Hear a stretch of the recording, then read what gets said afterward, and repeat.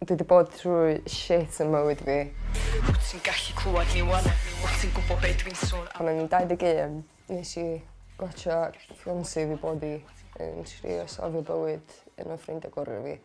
A dwi wedi hitio rock bottom ers yna. A dwi heb wedi cael help gen neb. Peidio ffwc'n hyfdan y fi, herwydd rydw i yn un effernol oco fi. So ar ôl bob dim dwi wedi bod trwy, dwi'n dechrau cael comeback fi wan trwy raps. Y byth yn ddehyn rap, os ti'n mynd. Ti'n gorfod make it or break it, mae gen ti one chance, one shot at life, yeah. Either let it make you or break you. As i chwysa, a os ti'n mynd licio, fe gyd i dos i ffwcio. Swag to the earth, motherfucker. Oh, what's that? What's that? What's that? A fi a cariad fi'n mynd i gig yn Fricson.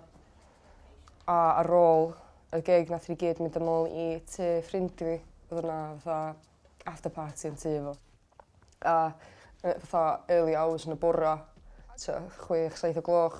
Ath fi, Steffan Vernon oedd cariad fi a Alex Hadley oedd y ffrind fi.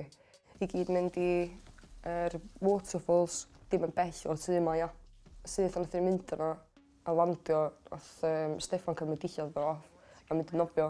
Mae'r dŵr basically yn 9 metres deep o dan y waterfall na, ia. So, nath Al mynd syth o dan y dŵr a oedd ni gyd jyst fatha sbio ar efo mynd. A nath Steffan jyst mynd syth i fewn ar ôl efo. A nath y ddau ohonom nhw jyst mynd o dan y dŵr. A nath y ddau hwgio boddi, basically. Ar ôl be digwyddodd, o'n i self-medicatio oherwydd o'n i'n cymryd pethau i blocio fo allan a helpu fi, basically. Ond yn y diwedd nath o ddim helpu, so it got me into trouble, ia.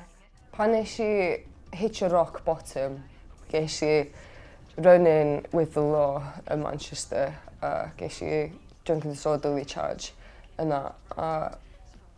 Oedd hynna'n fatha wake-up call i mi i newid bywyd fi a cymryd bywyd fi nôl, basically.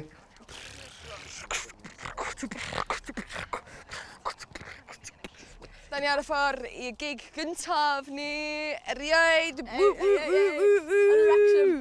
cofio di mania, swag ath enw ni.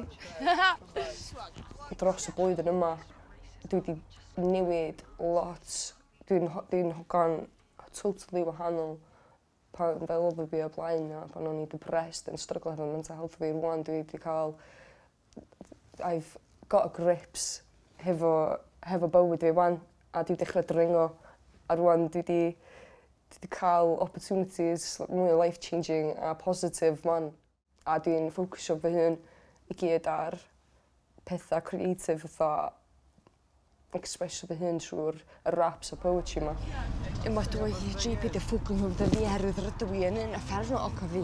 A cofiad i wan, da beth o'r wahanol ar y dan y gyd yn unig yw bys dan ni'n dilyn ein gilydd a hyd o godydd. A sefyll fy teulu fe, awn i curo yn y diwedd. Awn i curo yn y diwedd. So mae lot o pobl yn judgeio fi herwydd y ffordd dwi'n gwisgo dillad fi a gwallt fi. Pan dwi'n mynd allan, dwi'n cael lot o hwyl, dwi'n mwynhau fy hun. Dwi'n leri ella, ond dwi'n hogan clen. Dwi'n mynd agresif, ia. Ond mae pobl yn trin fi fel dwi yn, oherwydd y ffordd dwi'n gwisgo. Right, do this. Mae gen i fi attitude, oce? Ond ti'n mynd gallu judge fi herwydd y ffordd dwi'n edrych, ia. So, trwy raps fi a poetry fi, dwi'n gallu dangos pobl pwy di actually yn. Fatha, this is bearing my soul. Trwy'r gwaith fi fo ma, ia. A ella dwi'n gallu newid opinions pobl. Pwy wyt ti a lle wyt ti'n ddod o? Rhan o comeback fi wan ydy swagath rap band newydd dwi wedi creu hefo D.Red, Lucy Jones a Helena, aka Hoolz. Who are you and where do you come from? Pwy ti a lle wyt ti'n dod o? Pwy ti a lle wyt ti'n dod o? Who are you and where... Pethau'n dechrau edrych yn weithio yn sôn, ia. It's been a long time coming.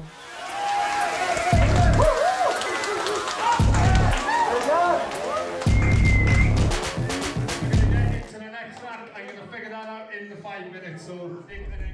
Imagine doing this to just me, I'll probably go for it. Yeah, I think so. When the fuck's the music? You got wine.